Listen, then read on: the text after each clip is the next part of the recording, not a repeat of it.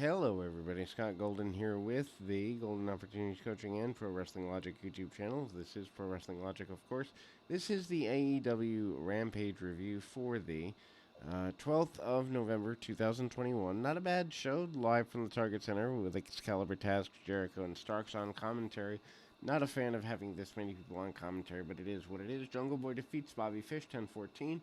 Jericho drop the fact that he is undisputed on commentary, and basically, uh, the commentators basically say that Bobby Fish is doing the dirty work of the Super Click, which is of course Adam Cole's group, along with the Bucks and such.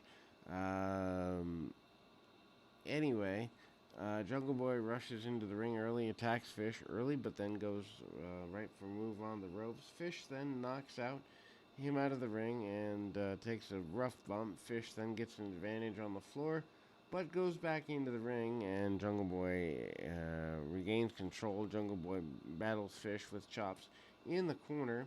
The fight then goes to the floor, and Jungle Boy tries to suplex Fish out of the ring. Fish then wipes out Jungle Boy and sends him into the barricade.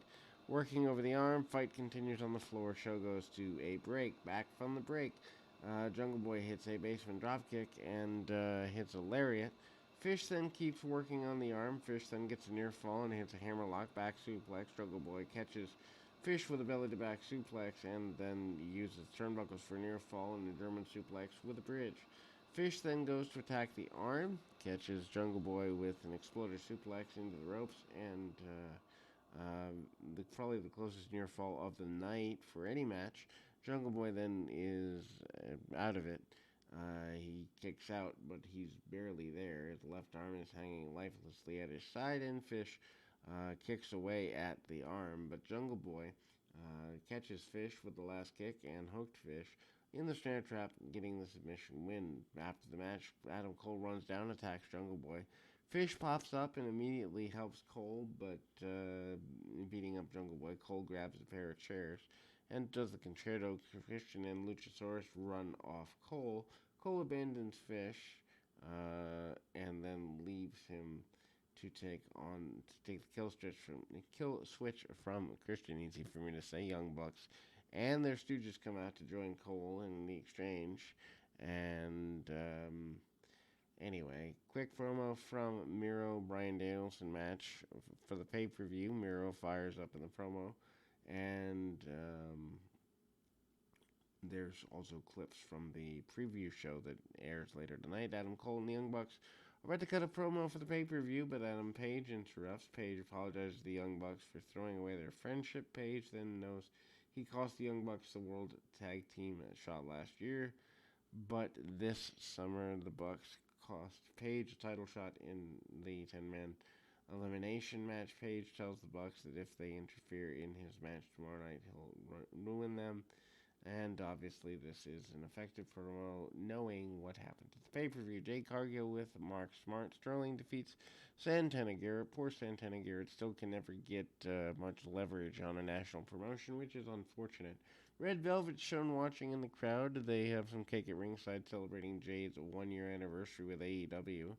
And then Cargill goes to the floor to taunt Red Velvet early and throws Santana into the crowd. Garrett then gets back in the ring. Cargill nails her with the Jaded Slam and finishes things off. After the match, Velvet spears Cargill and sends Sterling face first into the cake. Velvet and Cargill fight on the floor until they're separated by the referees. Quick promo from Eddie Kingston CM Punk match, how Eddie Kingston's going to beat himself at Full Gear Kingston. I wanted Punk to fight me in a parking lot, and obviously that's not going to happen, but the match, in fact, will. Dante Martin defeats Arya Daivari, 5:33. They are sure pushing Martin pretty heavily. Leo Rush is not with Martin to advise him, and the members of Team Taz will take advantage of this after the match. On commentary, Taz talks up Martin and says that all of Team Taz is behind him. Watching the match, both literally and emotionally, one would suppose. Martin then gets a decent hometown reaction from the Crowd chanting both these guys, and Martin then goes for a springboard, but Daivari catches him, sends him face first into the buckle. Daivari then catches Martin with a clothesline, hits a frog splash for near fall. Daivari is deliberate on his offense, and Martin catches Daivari with a cradle for the near fall, avoids a charge, and sends Daivari to the floor. Then sends him with a top rope crossbody springboard. Martin is then able to hit a double jump moonsault. Post-match, Hook and Powerhouse Hobbs give Martin a contract to join Team Taz, while Ricky Starks encourages Martin to sign the contract over the house microphone. Rundown for the Full Gear card, focus on the Britt Baker and Ty Conte match.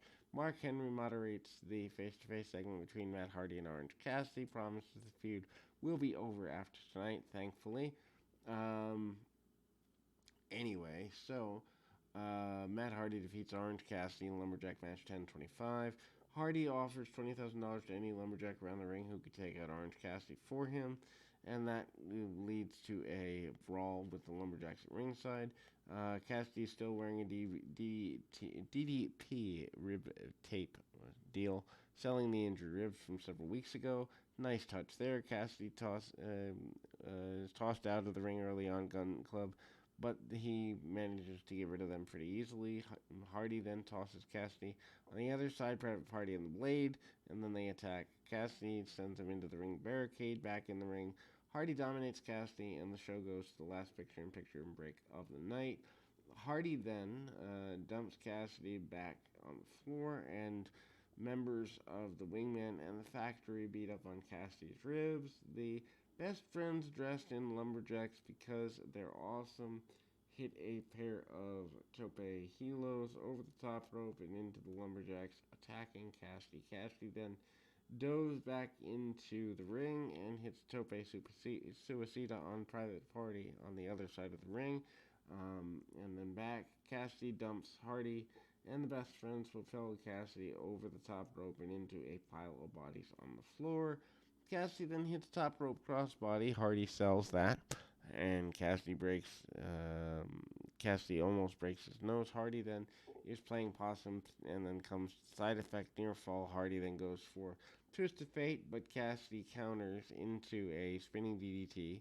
Cassidy then tries to go to the top, but Isaiah Cassidy trips Orange Cassidy up, and more members of the Best Friends and the Hardy family keep interfering in the match.